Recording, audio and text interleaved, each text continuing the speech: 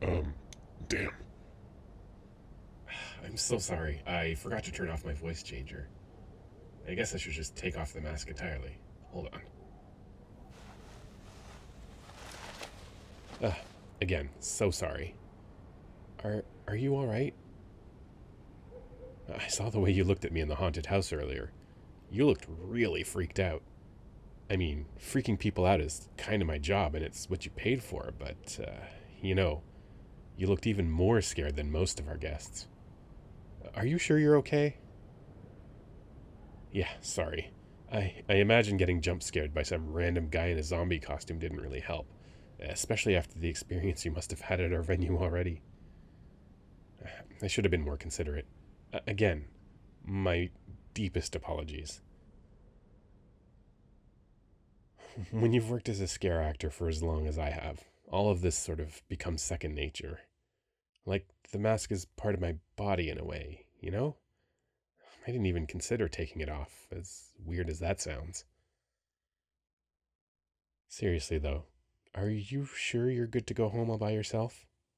You're waiting for the bus, right? Is there maybe someone you could call to pick you up instead? You're shaking pretty badly. Either I almost scared you to death, or you're way too cold to stay out here any longer. Probably a combination of both, I guess. The nights do get pretty chilly this time of year. I'd offer my jacket, but I doubt you'd want to get all this fake blood and body paint on your clothes. Sorry, I still haven't properly explained what I'm doing here. I should be better about that. I don't want to seem like a creep. Which, in my defense, is pretty hard to do when I'm still dressed like this. And no, but seriously, I saw you when you went by my spot in the haunted house earlier, and the look in your eyes, the expression of pure terror, it didn't seem like you were having any fun anymore.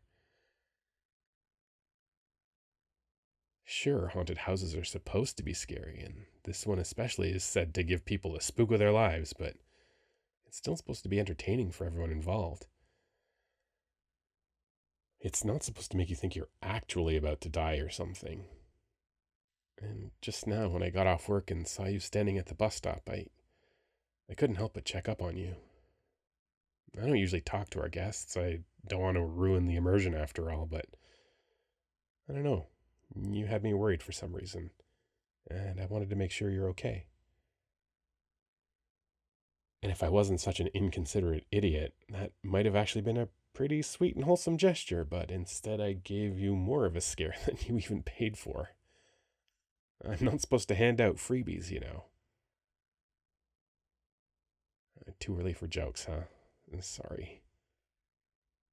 I'm I'm unsure where to go from here. I'm sorry for all this. I just thought talking to you might make you feel a bit safer.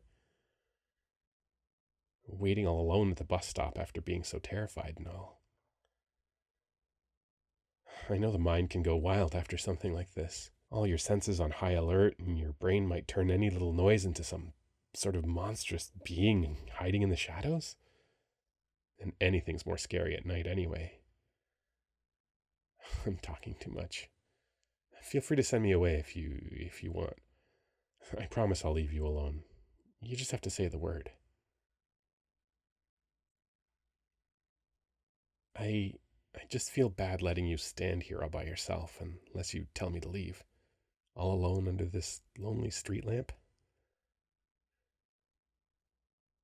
I'm not gonna lie. From further away, the way you were standing here almost looked like the intro to a horror movie. Everything drenched in darkness, only a single person beneath the harsh light. Sorry, I don't think I'm making this any better. I just can't help myself. I'm really into horror. It's probably why this is the perfect job for me, after all. Hey, uh, I know the next bus won't show up for at least like another 30 minutes. The haunt is about to close for the night, but if you like, you could hang out in the lobby. I know it's just a tent, but you'd at least be out of the wind. You've got to be freezing cold by now. No, I'm serious. It's no trouble at all. I'd be happy to let you stay there until your bus arrives. It's no issue. I can stay with you and close things up whenever you're ready to leave. I don't think anybody would mind. And besides, getting to know a couple of the other actors out of character might give you a better night's sleep. Just to let your subconscious know that they're people, not monsters.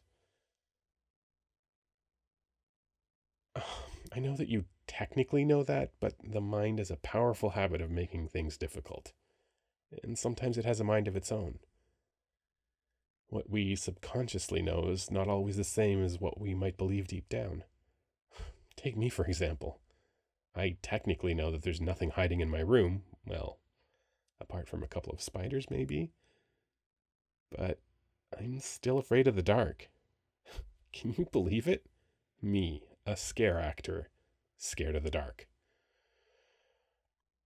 Horror is my profession. It's what I'm good at. And I'm still afraid.